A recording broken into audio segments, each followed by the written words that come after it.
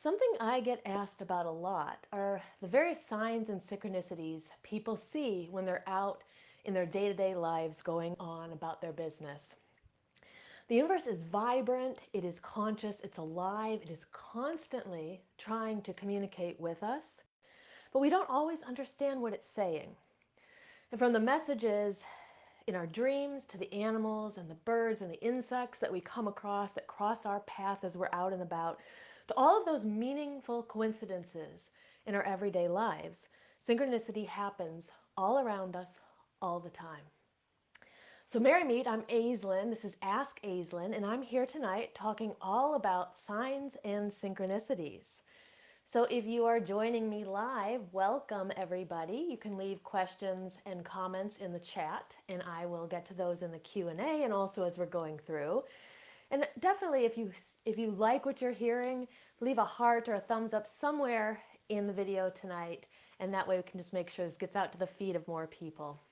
If you're watching back later on YouTube and you're not already a subscriber to Body Mind Witchcraft, make sure to subscribe to us. That way you won't miss any future episodes. So we're going to go ahead and dive right in now and begin talking about what is synchronicity in the first place. So synchronicity is a word that was first coined by the psychologist Carl Jung in the early 1900s, though the idea of synchronicity and signs and these meaningful coincidences goes back thousands and thousands and thousands of years in human history. It's only recently that we started referring to it as synchronicity, though. So Jung believed that a synchronicity was a coincidence that would happen, and it would be a concurrent physical and mental or psychic event that defied the logic of common sense or of cause and effect. But this event was considered meaningful to the person who witnessed it. So it's believed that he believed that these events would happen outside of the law of cause and effect, which is why he divorced it from that. Now, centuries before him, the great philosopher Leibniz wrote about the soul as a perpetual living mirror of the universe. So this is very interesting because he's writing in the 1600s when he said that the soul was a perpetual mirror of the universe. And in more modern times and modern writings, we see people talking a lot about this holographic universe. So this is this idea that the human soul is actually a reflection of everything that's outside of it. So that microcosm within the macrocosm that we as witches talk a lot about. Now, Leibniz believed that the human soul was a mere reflection of the universe, which meant that in miniature, it was just simply like a miniature version of the universe, which means that everything that's going on in the universe, the soul could potentially know and understand and come to understand. In that way, all things are totally connected. Now, in more modern times, the author Frank Joseph wrote about synchronicities. He said that they are little miracles through which an otherwise unseen conscious communicates with us. And then he goes on to say something that I think will really resonate with us as witches. He said, "We may speak to the gods in prayer, but significant coincidence is the medium by which they speak to us." So it's so interesting that we can put out these questions into the universe and have them answered. And through the signs and synchronicities that we see, this is actually the gods and the goddesses talking to us. This is the universe responding back to us. So when I was first planning my move to California, this is 20 some years ago. It's going to be like 19 years this year. And I had gone through a big breakup while I was living in Boston at the time. And during that time, I got this idea, just came out of nowhere, that I should move to California. And this is a pretty crazy idea. The people I talked to about it kind of thought I was a little off my rocker. I was going through this breakup. Everybody says, give it time, take time. You'll probably think differently later. But the idea persisted and persisted and persisted. And that's when I began to notice all of the synchronicities around me. It seemed that every time someone turned on the radio, there was a song playing about California. It seemed like every time the TV was on, there was a show where they were talking about California or Los Angeles. And so to me, this was a great way that the universe was communicating to me. It was essentially telling me, you're right. You're right. You need to move to California. And that is what I did. I followed and I listened to those signs from the universe. But sometimes it's a little hard. It's not as obvious as that. So really learning how to use the power of synchronicity is the key here. And I know that that's what most of the people who are watching this are wanting to know. They already know there's synchronicities happening around them. They just don't know what they mean. So in a lot of ways, we can think of it as a couple of different metaphors. It's like tuning the radio just to the right station. So nowadays everything's digital, so you just press a button and there it is. But in the older days, when you actually had to use the knob to tune the radio, you knew that there were spaces where the radio would be, you could be in between the channels. So when we are aware of things going on around us, but we're not able to see them, or sometimes if we're not even aware of them at all, it's like we're in between those channels. So if we could figure out how to more finely tune that channel, then all of a sudden, the signs and synchronicities appear to us. And not only that, we get better at understanding what they mean. Now, another analogy is like putting on 3D glasses. So if you go to a 3D film or a 3D ride or something at the amusement parks, you know that when you put them on, all of a sudden it brings into your vision a new dimension that you couldn't previously see, that pops out at us, right? So this is what synchronicity is. When we know how to look for synchronicities, when we know how to work with it, then we begin to see it everywhere. But the real question is, how do we get to that place? So just saying hi to those who are joining us. Hi, everybody. So I see there's a comment here, but I can't see any comments. So I apologize if people are commenting because it tells me I see like a little icon that says there's a comment, but it says no comments yet. So anyway, hi to those who are here. If you're commenting, I'm sorry, I can't see them right now. So let's talk about how does a person get better at seeing these synchronicities, and not only that, then understanding what they mean, because that's the real reason that we're all here. So one thing is that transition spaces in our lives tend to open up things for us where we begin to see more of the synchronistic events around us. So this can be births and deaths that we experience around us, times of seeming upheaval and chaos. Those transition times that we don't really like, that make us quite uncomfortable, actually are the ones that can sometimes trigger the synchronistic events more than other times. If you have gone through a very traumatic event, you might have noticed that your psychic abilities were heightened, your intuition was heightened afterwards. Maybe it didn't persist for long term, but at least during that time it was heightened. And for others, you might feel that that was a moment when all of a sudden the intuition kind of turned on for us. But synchronicities can appear in these very, very dramatic ways when we're going through those really hard times. So if you are going through a hard time, just know that you're in a space that leaves you more receptive, and receptivity and openness is the key to communicating with the universe and being able to understand what those synchronicities are. So now, short of these really dramatic and life-altering events, how can we develop, how could we develop our ability to see these synchronicities a little bit better and understand what they mean? So one of the most important keys to this is through the alignment of our energy. And I talk about this a lot, and there is a reason for it, because it's one of the biggest keys here. Okay, so when we have stuck and stagnant energy in the energetic system, it can be like trying to listen to that radio, but it's in between the stations. Or it can be like trying to listen to the radio or the TV, but it's just turned way down, way too low. So we can't hear it, just like we can't see and we cannot hear these synchronicities and these messages that are coming through when our energy isn't properly aligned, or when we have large amounts of stuck and stagnant energy. We might understand things are coming through, but we don't understand what they mean. So this is why our energetic balancing is so important.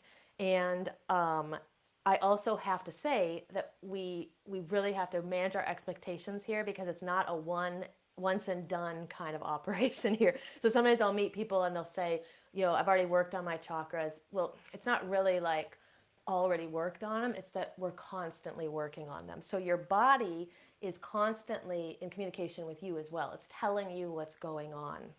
So we really should be engaged in this type of work at all times. It doesn't mean that it has to consume our lives, but it should always be in our periphery. How am I doing energetically? Just the way I would ask myself, how am I doing physically and how am I doing emotionally too, right? Whether we need to check in with a medical doctor or a psychologist, or when it comes to our energy, we need to check in with ourselves most of the time. So if you're not sure where to begin, so let's suppose you're somebody who's never really done any energetic work, you don't even know where to begin, I think one of the easiest things that you can do is to really assess where you're at physically and mentally, because all of this is very much connected. And then from there, you can work to focus on the energetic center that is associated with that ailment. So, for example, if you have a tight neck, your tight neck can be caused by many physical things. It can be caused by us way too much on the phone, right? We get that text neck, or the computer, or we're driving and we're hunched over. So that neck pain is coming from a physical place, but there's no way that that is not affecting us energetically. So what that means is that when you feel neck tension, you also have energetic blockages here in the neck. And so that would tell us that the throat chakra would be something that we'd want to look at. And you can do a lot energetically to kind of move the energy through the throat. You can do breath work, you can do mantras. If you're really interested and you're not already a member of Shadow Seekers, let me know if you're interested in doing some deep dive into energetic work, because we do it in that group. But you can also, got a tight neck, just Google throat chakra and you'll find a lot of information about how you can work to balance it. If you have tight shoulders, this is an indication there's something going on with the heart. So the tight shoulders can also have physical uh, reasons that they're there too, but there's no way that we have tight shoulders and we don't also have something energetically going on. So we'd want to explore what's going on with the heart. If you have constipation, that can be, there's a variety of reasons physically why you would have constipation, right? Maybe not enough water intake, not eating the right kinds of foods, taking certain medications, but that's also affecting us energetically at the root and the sacral chakra area. So this is just a quick way that you can assess your body, because your body is constantly talking to you. So if we are engaged in that constant dialogue with the body, it's telling us all the time what areas to work on, where to put your focus when it comes to balancing yourself energetically. Now, when we clear out all of these imbalances, which isn't just a once and done process, like I said, so you can clear them out right now, and then in a month, something might happen to you and it's time to work somewhere else. But when we do start to clear out some of these blockages in the lower chakras, we're better able to access the third eye and the crown to a greater degree, which means we are going to be, it's like dialing that radio in. All of a sudden now those messages come in more clearly. We can hear them, we can see them. So if you're already working on your chakras, great. Just keep working on them. That is honestly, it's the key to anybody who wants to really fine tune their ability to read synchronicities. And if you aren't doing it, I would definitely recommend starting to pay attention to your energy. Now, this is a very hard world to be incarnated into. We all chose it. We all chose this time and this place. But it's a very hard world to be in. And there are so many things out in the modern world that are constantly throwing us out of balance energetically. And so if you are serious about fully grasping your intuition, your synchronicities around you, I would prioritize my energy and my study of my own energy, number one. That would be my first piece of advice. So again, I'm looking at the comments. I see it says some are coming in. I don't see them. It's weird too, because it's changing too. It said there were 7, now it says there were 3, and there's nothing in my feed. I'm so sorry. There's a lot of people here too, I can see. So I will be going back. I hope I can see these when I turn the video off. It's going to complicate the Q&A at the end too, but we'll see. So another perk of working with your energy is the ability of working with the energetic centers to increase your self-esteem and your self-confidence in your own ability. So that's another thing that really gets in people's way when it comes to reading signs and synchronicities, is they just don't trust themselves. They just don't believe that they could have those answers. And so when we begin to fine-tune that ability to really trust ourselves, then that is when things are going to change for you as far as the ability to read these signs. So one thing I would recommend is really making a deal with yourself. I've told people in the Shadow Seekers membership about this kind of experiment I did as well.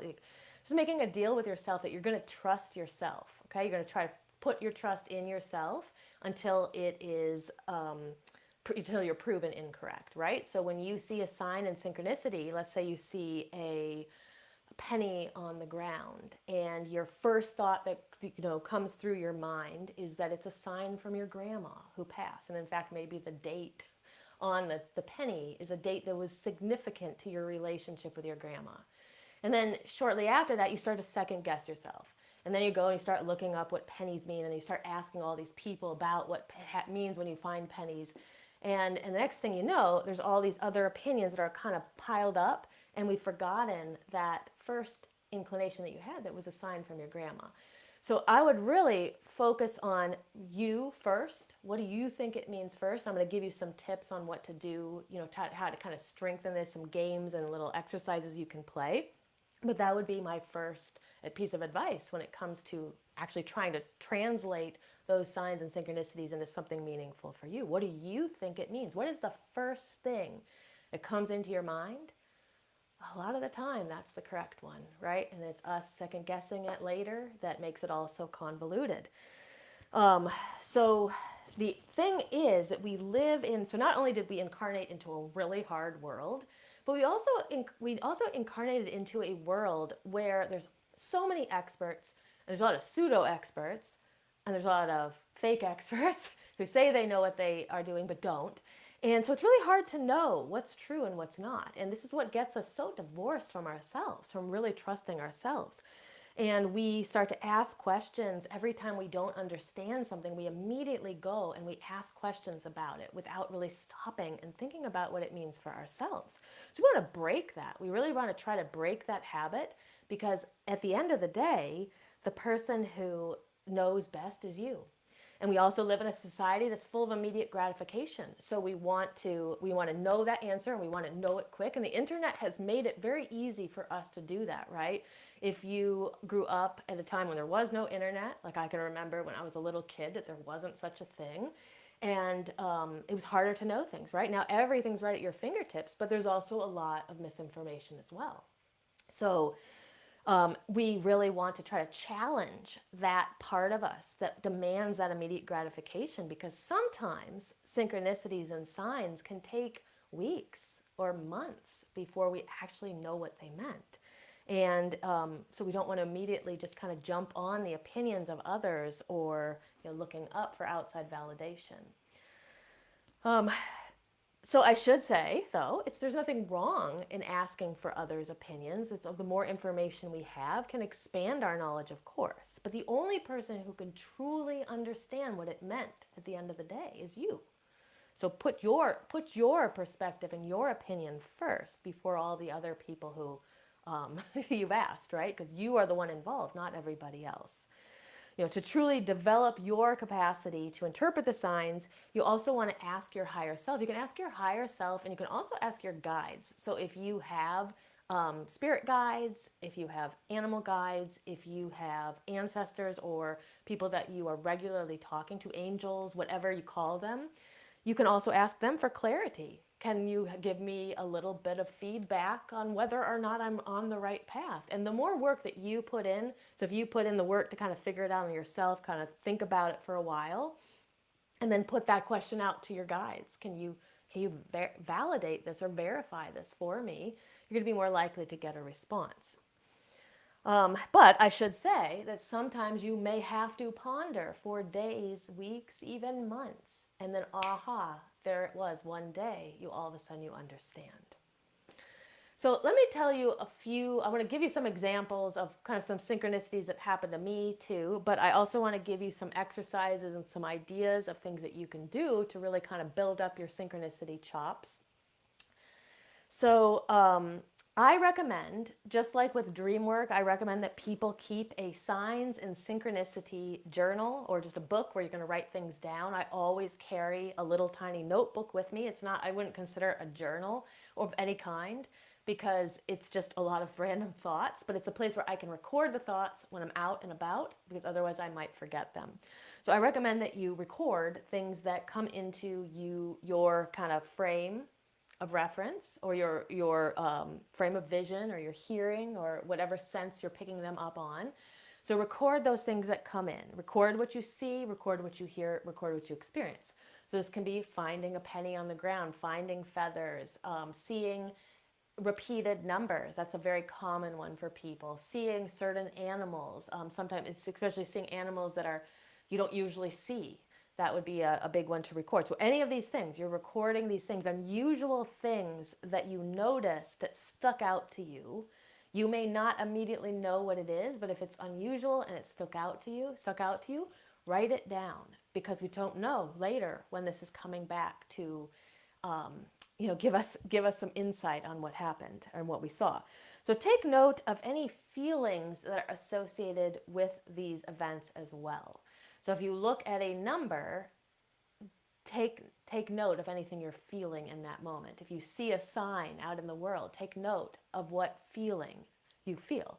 So sometimes the feeling will be connected to something. So for example, there's a particular lotion from Victoria's Secret that I used to wear a lot in early 2000s.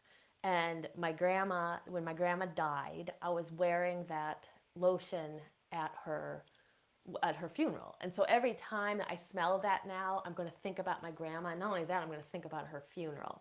So there are connections that we have to certain things. So like if I would smell that, that's going to immediately bring her to me. But then there are other things that might be divorced from anything that you have in your actual immediate life. So there could be a particular animal that you don't really have any personal association with it, but you might have a feeling when you look at it as well. So you want to record any of those feelings down that might be associated with any of the symbols, whether it is something that's personal or just simply a feeling that's passing through you, because that's important too. Now, you also want to write down any other associations you have. So for example, that particular smell of that lotion, I would want to write down the association I have with my grandma. So if you have any associations, write those down. And then only then would I recommend looking up the common meanings. So if it's a number, there's a lot of information out there about angel numbers. You could then go look at those afterwards. But I really recommend that you do all of this work first. So you kind of put your ideas out there first. There's a lot of information about animals, especially. So common meanings of seeing like a bird, a certain kind of bird, or seeing a fox or things like that. So you can go and then look up those common meanings and write all of that down too. And just because all of this has been done doesn't mean that we all of a sudden have that answer, but you've at least put it in a place where you can go back to it and you can look at it later. And that way, if the symbol comes up again, you can revisit that entry in your little book as well. Otherwise, you're going to forget all these things. I know I'm thinking about a million things all the time, and if I don't write some of this down, I'm not going to remember it. And I'm just really shooting myself in my foot when it comes to developing my ability to read signs and synchronicities. So I think it is also important for us to consider what we were thinking about when we saw a sign or a synchronicity, when it occurred to us. And I'm going to give you a few examples of this, because I firmly believe, I really, really believe this, that sometimes the signs and synchronicities we see, they don't actually have a deep and inherent meaning in themselves. It's more about validation. It's like an acknowledgement from the universe. And this is a definite type of sign that I see a lot of the time. So I know if it's happening to me, I know it's got to be happening to others as well. So sometimes these signs and these synchronicities, they are simply the universe kind of nodding at you, saying, yeah, you are on the right track. What you were thinking about right then is important. What you were considering right then, what you were doing right then, there's significance to it. And you should stop and you should pause. And you should at least make note of it, even if you don't understand it right now. So let me give you an example of this, and you'll see kind of where I'm going to talk about the common meanings of some of these things I saw and how I don't think they had anything to do with the common meanings. This was more about validation and acknowledgement. So my most recent hike, I go hiking every weekend. And I was hiking in the Verdugo Mountains, and had climbed all the way up to the top of the mountain. Then I come across the top at several miles, and I come back down on the other side.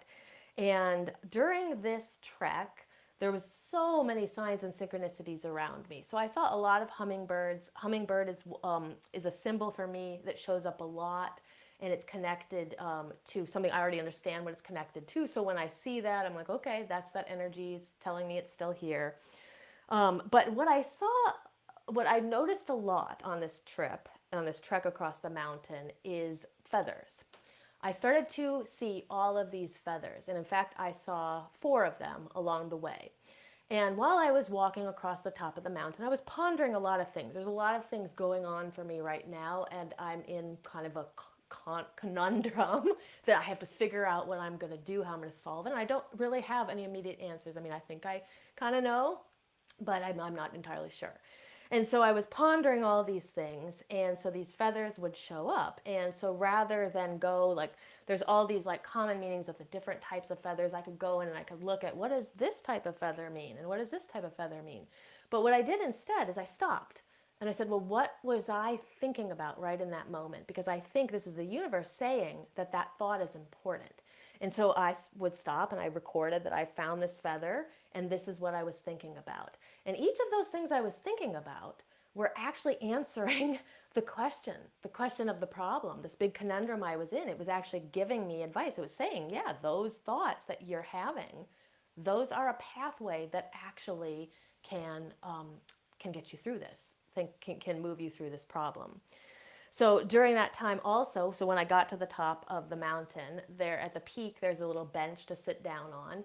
And I was sitting down on the bench, and I was really like at that point, I was kind of had very worried, concerned thoughts in my mind that I wasn't really sure were true or not. Sometimes you know how we worry about things and we're not sure, is it really, am I really reading this correctly or not? And so I was sitting there, I was very kind of worried and concerned. And then all of a sudden, this little monarch butterfly flew down and landed right at my feet. And instead of it, so if we think about, let's think about the common meanings of butterflies, right? Because of their ability to change their form, we give them the meaning of metamorphosis and transformation, rebirth. Some people say it's like a message of joy. But none of these things resonate with me at all. And in fact, in my mind, the first thing I thought when that butterfly landed there was like, the words that went through my mind is, it's okay. The thing that you're worried about isn't actually real. You're imagining this. And it turned out I was right because I was able to validate it later. So this is what I'm saying is if we immediately are kind of looking at these common meanings, sometimes they work, sometimes they do, and sometimes they don't. And so we just have to be really open and receptive when we're going through this process. This is why recording everything down can be so important. But when you are faced with a sign or a symbol or synchronicity that comes to you out of nowhere, I would definitely pause. I would ask myself, what am I thinking about? And what am I doing right now? And could this have some could this be meaningful to me? Is this something that I need to kind of mark off as being something of meaning? So that is one way that the universe can simply just kind of nod its head and acknowledge to you, you're on the right track. That thought, that thing you're doing is important. So here's another example of where the meaning of this particular sign or symbol would not have been the right answer. So this goes back probably like 4 to 6 weeks ago. Again, I was walking in the mountains. I was actually in the same mountain range, but in a different part of it. And such an unusual experience I had. I'm used to seeing crows a lot. The crow is a spirit animal of mine. And that particular mountain, there are a lot of them. And so I'm walking across the top of the mountain, and these 2 crows begin to follow me, and they're squawking at me very, very loud. They're something very urgent is happening.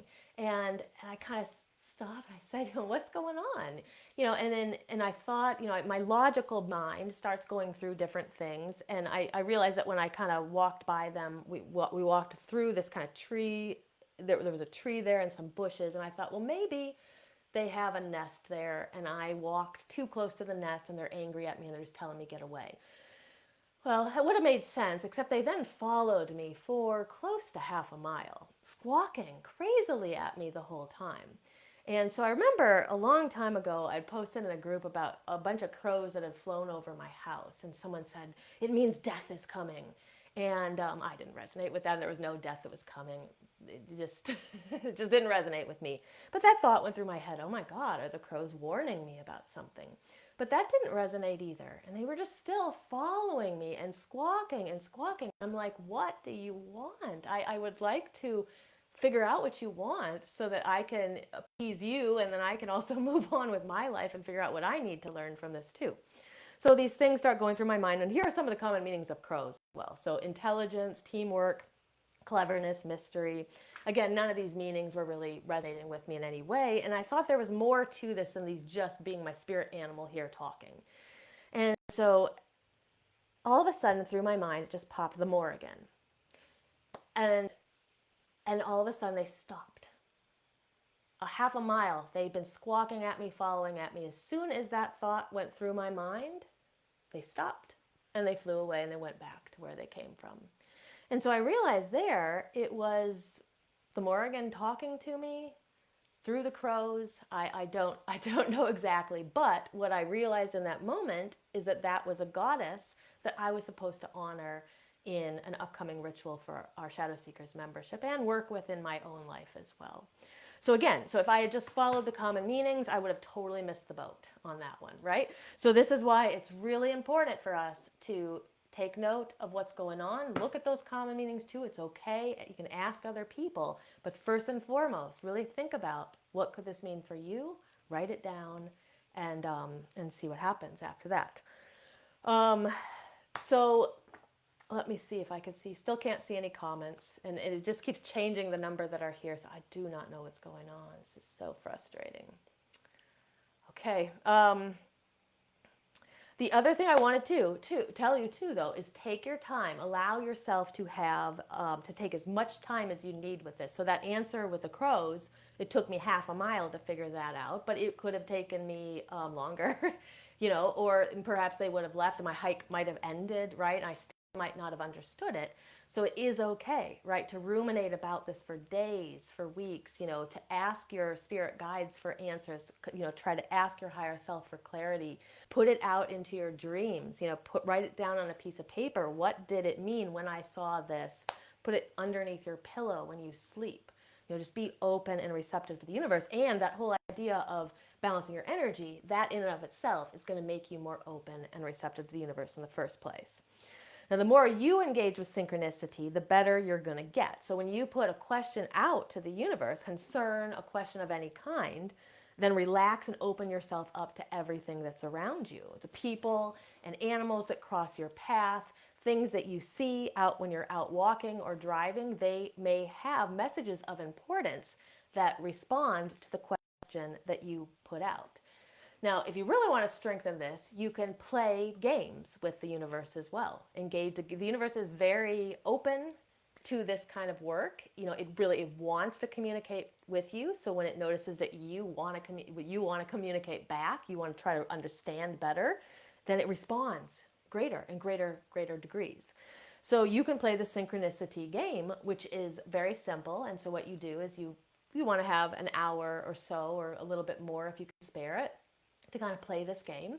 And you think about a question. So think about anything that's troubling you, about a problem that's going on, something that you're going through, a question to an answer to a question that you have, and then just put that out to the universe. Okay? And then it's okay to tell the universe the rules of the game. So you could tell them, I would like an answer to this question. And then from there, you're going to go out in the world. And I prefer walking, but you could absolutely drive when you're doing this too. And you just kind of go out in the world. And then you want to be aware of the first unusual thing that comes into your field of vision, or that you hear, or that you sense around you, okay? And you're going to take that as being a message. And you may not know what it means at first, but write it down and then think about it afterwards. And the better you get at it, you actually may find that you understand these immediately when you see them. But this is a way you can kind of play this game with the universe. And the more you do it, the more the universe begins to respond back to you. Now, you can also use divination as a confirmation afterwards. So divination, the idea operating around it is very similar to the idea of signs and synchronicities. So this idea that we are all, like we said, those reflections, those miniature reflections of the universe as a whole. So this is this idea that we understand everything, we just don't understand it consciously. We can connect to anything in the universe, we just can't connect to most of it consciously, right? So your this idea of divination is that you have a question. So let's say you saw a sign like the crow or something like that, and you do not understand it. And so you can go and ask the cards, or actually, I should take that back. Let's say you, we could do it both ways. So let's say you don't understand it at all. So you could ask the cards or a pendulum or whatever is your preferred form of divination for some insight. And that might give you the theme, and it gives you something to then dig into and see if you can come up with meaning from there, right? So if let's say after we saw the crow and then we pulled the card for the sun, then I would assume that the crow is bringing a message of goodwill, of tidings, of joy, of happiness, of something good that's about to happen, right? If instead we pulled the card for see, like 10 of wands, for example, right? Hard, like that's really hard breaking work on the back. It could be talking to us about some struggles, and that could be the theme of what that symbol meant. So that is one way to use divination to kind of confirm these signs and symbols that you're seeing. But another way that you can use divination too is if you have an idea. So let's say I had the idea about the Morrigan, but I wasn't really sure. Let's say I've still got some doubts because maybe my confidence in my own ability to interpret the signs isn't great yet. Then I can go to the cards and I can ask for confirmation. Is this is my idea of what this symbol meant? Am I on track? So you can use the divination tools in order to confirm as well.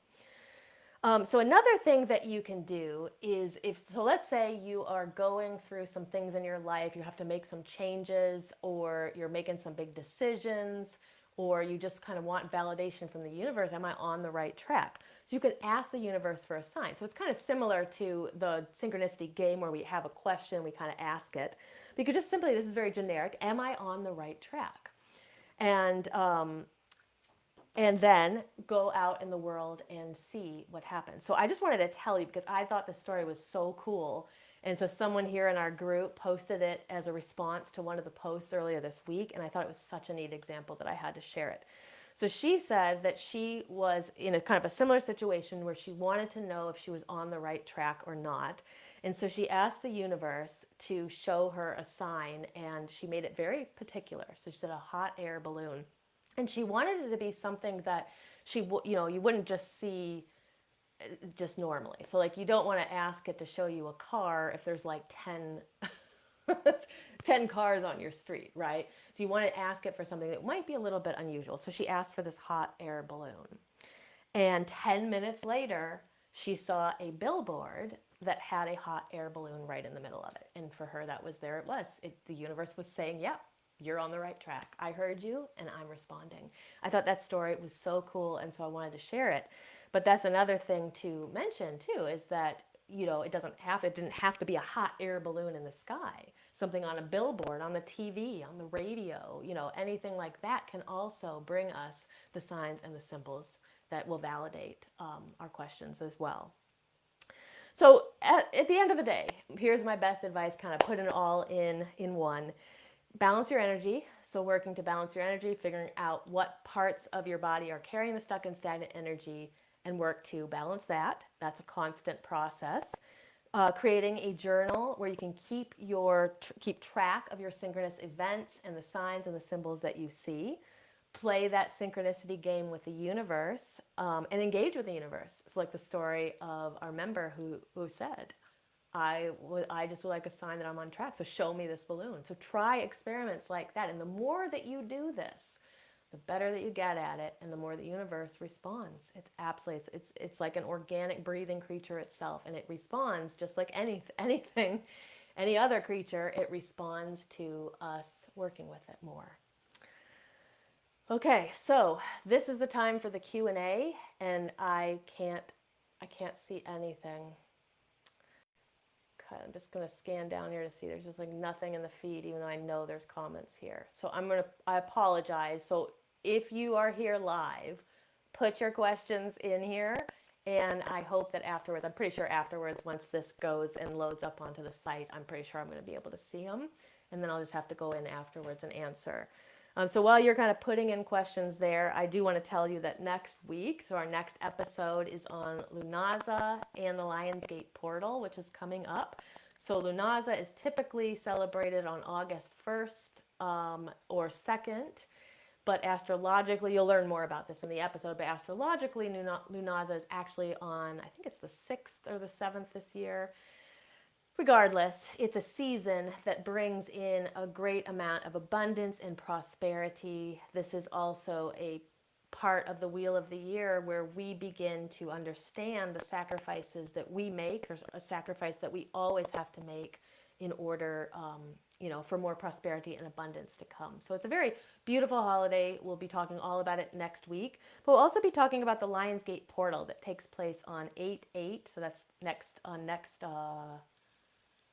Oh, no, it's the following week. But anyway, that 8/8 would be the following week. But we're still going to talk about it to kind of prepare for it. And then we're also going to have a special Lunaza Lionsgate portal ritual that we'll be doing through Body, Mind, Witchcraft and Coven of Midnight's Flame. And that is going to be on 8/8 on the actual night of the Lionsgate portal.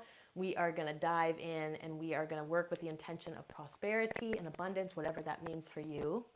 So if you're interested, be looking for some posts in the group as we get closer on how you can get a ticket to that live event that night. All right, so I am going to sign off since I can't see anything, but I'll go in and I will answer the Q&A questions afterwards. Hope that you enjoyed this episode. If you have any questions about signs and synchronicity, or you just want some advice on some different ones that you've seen, definitely reach out to me and I will help. And until next time, blessed be.